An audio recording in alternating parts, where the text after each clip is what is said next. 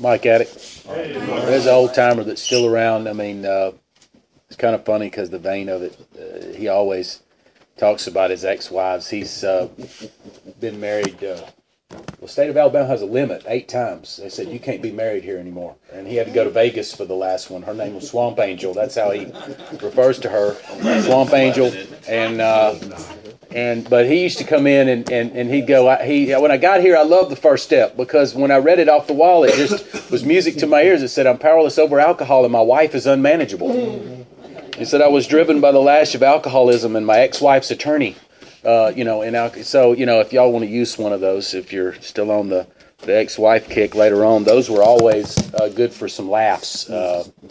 But thank goodness what brought Sam here is not what keeps him here, and what brought me here is not what keeps me here.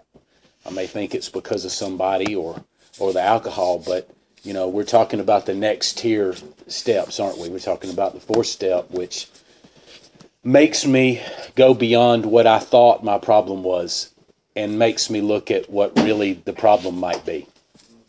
Because I want to blame it on alcohol and circumstance and her.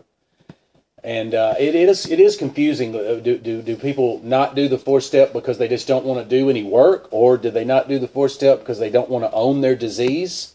Which are both valid reasons and are accurate. It's hard to pinpoint on each individual person why they don't want to do it. I think for me, I'd probably say it's a little bit of both. Because I want to cling to some excuse that I didn't know any better.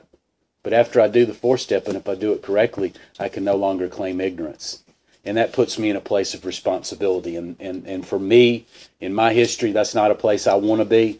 And my observation is that's not where most alcoholics want to be, in a place of responsibility, because we're so used to giving ourselves something to live down to.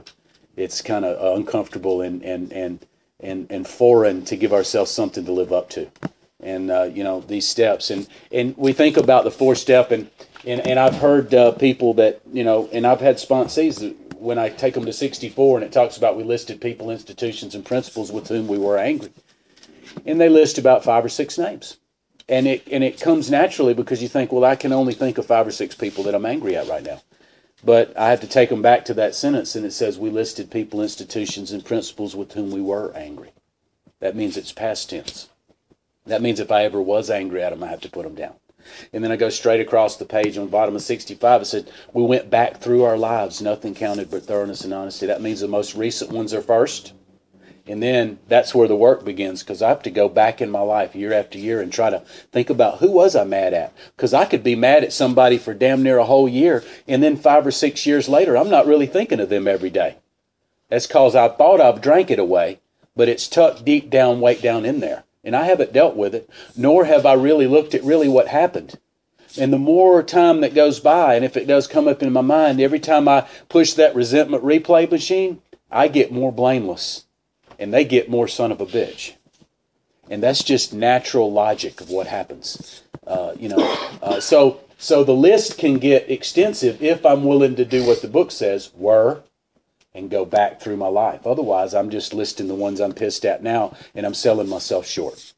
Real short. Because what I find in the 4th step is these were people that, and resentments that happened sometimes before I got drunk, before I had an alcohol problem.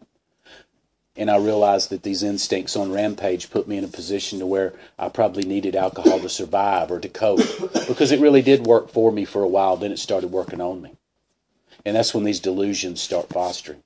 The way I like to describe the 4th step to me is I went to Ober-Gatlinburg one time. Me and a buddy, we were still drinking. This was a long time ago. And we pull up on the sign. We're fixing to go into Gatlinburg, and it says Ober-Gatlinburg, O-B-E-R. I don't know if any of you ever see it. It's in that script writing like the top of Birmingham News. So we decided to park and take a picture back when you had actual picture with Kodak film and shit. I'm dating myself, but anyway. So I'm sitting there drunk as shit with a big tall boy, and I said, I hope I don't get sick all over Gatlinburg. We laughed about that for a week. But the thing about it is, one thing I saw in Gatlinburg was one of them cool mountain streams, right? That's what I want to talk about. Picture that cool mountain stream, that cold water. It's so clear you can see the bottom and the little fishies going the opposite way. Now, what happens if you take a stick and rub it across the bottom of that damn cool mountain stream? It's so clear. it stops being clear, doesn't it? It stirs up all kinds of stuff, maybe from 100 years ago, little things that have sucked to the bottom. Well, that's what the fourth step is like, right? I think everything's cool. I ain't mad at nobody. I'm all fucking good. And what do they ask me to do in the fourth step? Grab that stick, buddy, that pencil, and rub it across the bottom of your past that you think is so clear, and see what happens to you. Next thing you know, I've write a couple of names down and dealt with a couple of resentments. And I'm like, fuck, this shit's floating all over. I can't even see. Let me put that down for a minute. See, we put it on the shelf, and that shit's swirling in my head. And that's why I tell my sponsees, put the date at the top of every page and try to get this thing done. Because imagine churning it all up and just staying there instead of dealing with it. So the way I like to look at the fourth step is asking me to do some things that are uncomfortable. It's asking me to take the next step in recovery and stop looking at what brought me here and start looking at what it's going to take to keep me here. Changing me, right?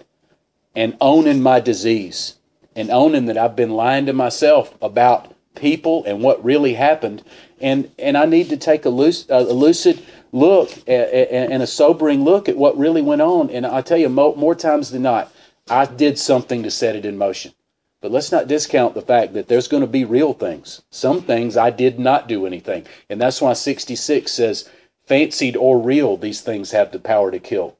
So there are mostly fancied, in my case. But there are some real ones, and that's why they go into 67 and pray for the guy that I still hate. You know, whether he killed my dog when I was a kid and I didn't do shit, or some other instance that I've heard, you know, unfortunate events in recovery. There are real ones, and those ones are tough to deal with. But the good news is when I deal with those resentments and they're mostly fancy, the resentment just goes away because it was not real. That's the good news. The baggage is gone.